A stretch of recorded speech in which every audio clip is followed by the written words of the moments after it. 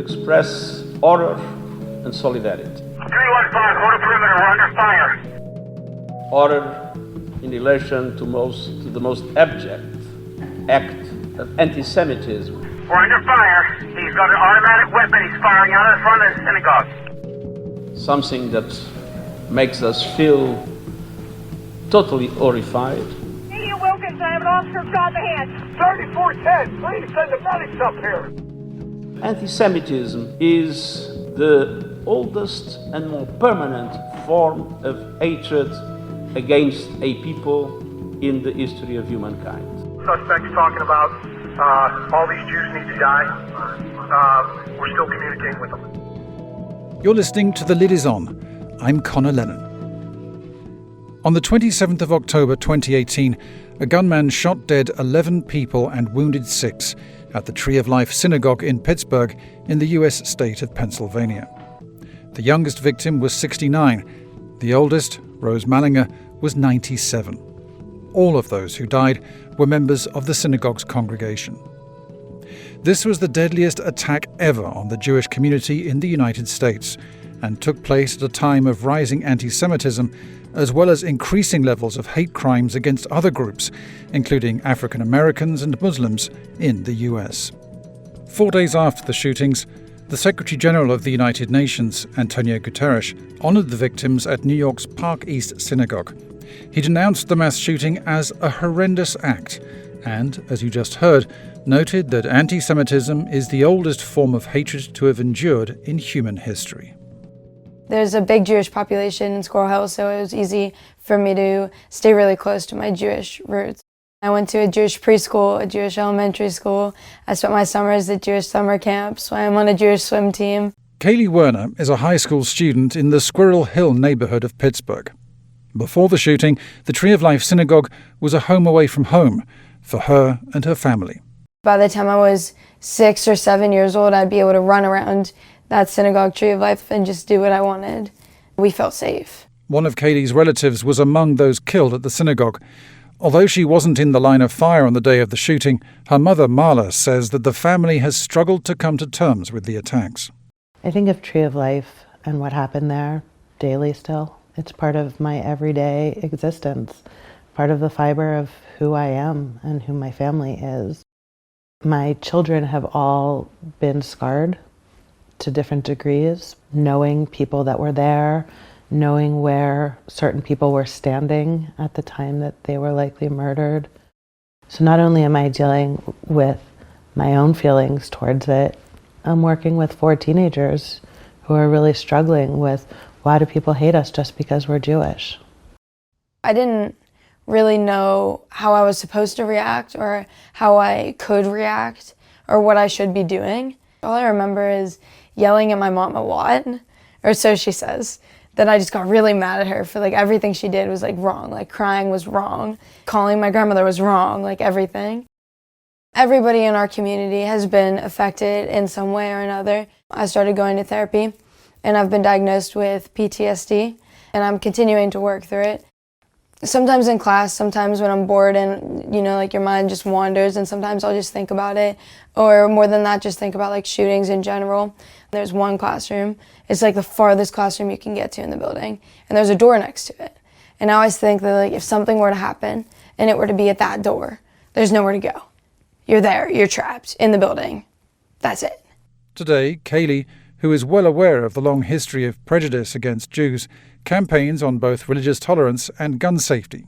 She's also a prominent member of the BBYO Jewish Youth Organization, which provides Jewish youth with an opportunity to develop their leadership potential. I'm an activist because I simply cannot allow injustice to go unchallenged. I'm an activist because I can't unsee all of the damage that has happened and the lives that have been ruined. To me, what happened at Tree of Life is split into 2 different categories, one of anti-Semitism and one of gun violence. And both are really strong, powerful issues that our country faces today. I was one of the younger kids on the bus, and this older kid gets up in the back of the bus and he was like, "Who on this bus is Jewish?" And another girl and we looked at each other, both Jewish, we're like, and she stood up and she goes, "Well, why do you want to know?" And he was like, "Because all of you deserve to be in a gas chamber." And she just sat down. and we drove home. In my history class last semester, our teacher had us do a project to write a research paper. So I'll just read the beginning part of my essay.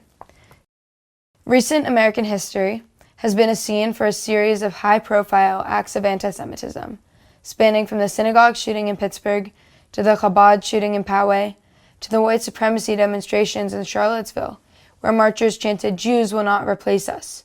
These acts of hatred are nothing new. The UN is actively engaging with social media companies, including Facebook, to find ways to prevent hate speech from spreading around the world. The man responsible for the shootings at the Tree of Life is believed to have been radicalized by right-wing extremist groups operating online. He posted racist and hate-filled messages containing slurs against Jews, migrants, and African Americans. Social media is a scary, terrible invention, and I think it is the perfect way to spread propaganda. A lot of these people in the hate groups join the hate groups because they were told stuff that's just 100% false, not true at all. And they just were like, this is bad in my life, but if I am able to blame it on those people, it gives me a reason, an ability to not be so upset. We should not be defined by hatred that people feel towards us. There's so much more to who I am as a person and who the rest of my family are as people. 2021 marks the 20th anniversary of the UN Durban Declaration and Programme of Action, which is considered to be a milestone in the global fight to tackle racism, racial discrimination, xenophobia, and is a fundamental development in human rights. Fighting racism in all its forms will be a major focus at this year's General Assembly in New York, when anniversary events will serve as a spur to more action.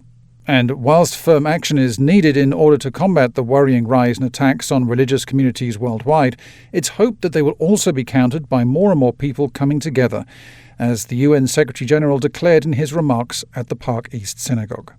Solidarity. Solidarity with the victims, solidarity with the family, solidarity with the Jewish community in Pittsburgh and worldwide, and solidarity also with the people of Pittsburgh and the people of the United States of America who overwhelmingly reject this horrendous act. One of the most special moments after the shooting was on the Friday night, which was the first Shabbat after. There were hundreds of people from local churches lining the street of the synagogue to pave our way in, and everyone was holding a candle, and the kids who were too young to be holding candles just stood there with hearts, and nobody spoke. Everyone had tears, and there was so much comfort because we were scared to go to synagogue. I will never be able to put into words how much that meant to me. Marla Werner, mother of youth activist Kaylee Werner and congregant at the Tree of Life Synagogue, scene of the deadliest attack on the Jewish community in the United States, ending this episode of The Lid Is On from UN News. We'll have more multimedia stories later in the year tied to the 20th anniversary of the Durban Declaration on our main website at news.un.org/en. I'm Connor Lennon. Thanks for listening.